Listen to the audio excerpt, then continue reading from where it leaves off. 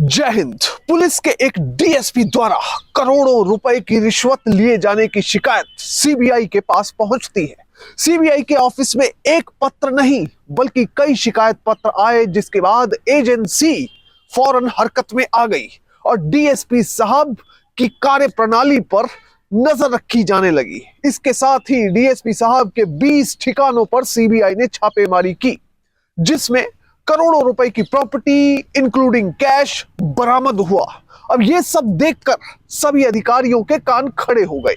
Reported facts के मुताबिक मामले की गंभीरता से जांच की गई तो पता चला कि रिश्वत लेने के लिए हवाला नेटवर्क का इस्तेमाल किया गया है, यानी कैश में पैसा लिया जाता था, वो भी हवाला नेटवर्क के जरिए। इस केस के बारे में बात करेंगे, पर सबसे पहले आपसे अपील कि आप बड़ी संख्या में हमारे वीडियोस को देख रहे हैं पर चैनल सब्सक्राइब नहीं कर रहे। अगर आप इस वीडियो को देख रहे हैं तो फौरन चैनल को सब्सक्राइब कीजिए, बेल नोटिफिकेशन ऑन कीजिए, वीडियो को ज्यादा से ज्यादा शेयर करें और इसके साथ ही अपना कमेंट देना ना भूलें। इस पूरे केस की सच्चाई जानने के लिए वीडियो को बिल्कुल आखिर तक देखें, कतई भी स्किप ना करें। अब ये पूरा मामला समझने के लिए आपको चलना पड़ेगा सीबीआई के डीएसपी ब्रजमोहन के पास, जो रोज की तरह अपना काम कर रहे हैं। पर दूसरी तरफ सीबीआई के ही दफ्तर में एक शिकायत पत्र पहुंचता है। इस शिकायत पत्र में सीधे तौर पर कई तरह के आरोप लगाए जाते हैं। एक आरोप होता है कि डीएसपी साहब रिश्वत ले रहे हैं और वो भी खुलेआम ली जा रही है। कुछ रिश्वत खाते के जरिए ली जा रही है, कुछ रिश्वत कैश के जरिए ली जा रही है। शिकायत पत्र में साफ तौर पर लिखा हुआ था कि अब तक डीएसपी साहब कई केसों में, जो कि बड़े केस थे, उनमें रिश्वत ले चुके हैं और करोड़ों रुपए का माल अंदर कर चुके हैं।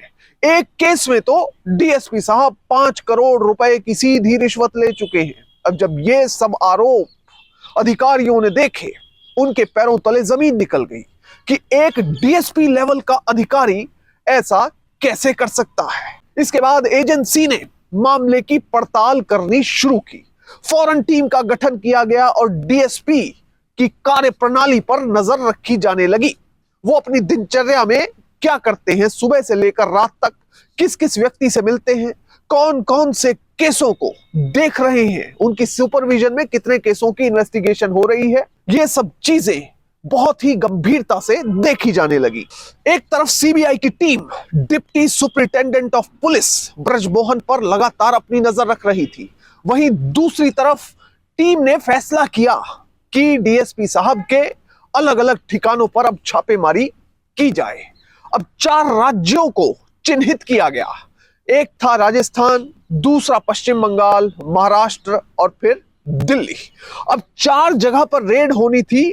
20 ठिकानों पर रेड करने के लिए अलग अलग टीमों का गठन किया गया, ताकि अलग अलग दिन रेड ना हो, एक ही समय या 1-2 दिन के अंदर सभी जगह रेड को निपटा दिया जाए, ताकि एक जगह से मैसेज दूसरी जगह ना पहुंचाया जा सके कि रेड करने वाली टीम आपके यहां भी आ सकती है। अब जिन जिन लोगों के यहां सीबीआई की टीम ने रेड किया, वो लोग डीएसपी साहब के या तो रिश्तेदार थे, या भाई बंधु थे, या दोस्त यार थे।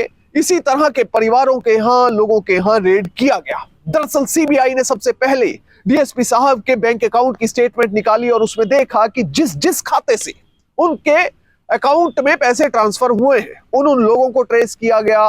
उन लोगों के यहां भी पूछताछ की गई और पता करने की कोशिश की गई कि क्या इन लोगों ने रिश्वत का पैसा डिप्टी एसपी साहब को पहुंचाया है।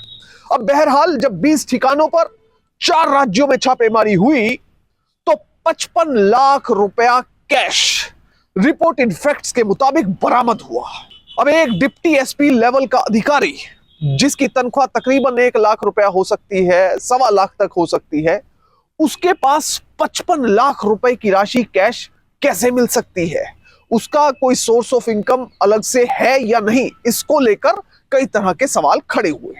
दूसरा, डिप्टी एसपी साहब के पास तकरीबन 2 करोड़ रुपए की संपत्ति के कागज भी बरामद हुए अलग अलग जगह छापेमारी करने के बाद। अब एक तरफ तो सीबीआई को डीएसपी साहब के अलग अलग ठिकानों पर रेड करने के बाद इतनी बड़ी रिकवरी हुई थी, वहीं दूसरी तरफ सीबीआई की टीम ने अपनी जांच को आगे बढ़ाया। जब जांच को आगे बढ़ाया तो पता चला कि 16 दिसंबर के दिन 2 लोगों ने बिचौलिए के जरिए डिप्टी एसपी साहब के पास रिपोर्टेड फैक्ट्स के मुताबिक 38 लाख रुपए पहुंचाए थे।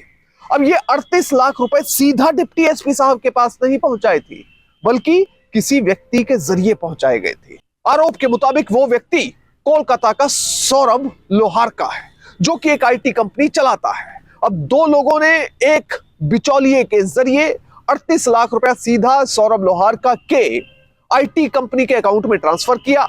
उसके बाद वो किसी तरह से डिप्टी एसपी साहब को पहुंचाया गया। आरोप के मुताबिक सीबीआई की जांच में ही यह बात सामने आई कि डिप्टी एसपी साहब को किशन अग्रवाल नाम के व्यक्ति ने 5 से 6 करोड़ रुपए की रिश्वत एक मुश्त दी है।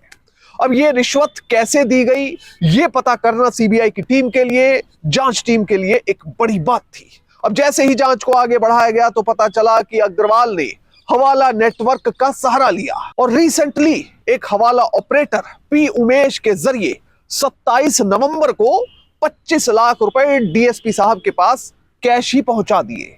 इतना ही नहीं, 9 दिसंबर को डिप्टी एसपी साहब के पास आरोप के मुताबिक इसी हवाला ऑपरेटर के जरिए 15 लाख रुपए कैश पहुंचा दिए गए।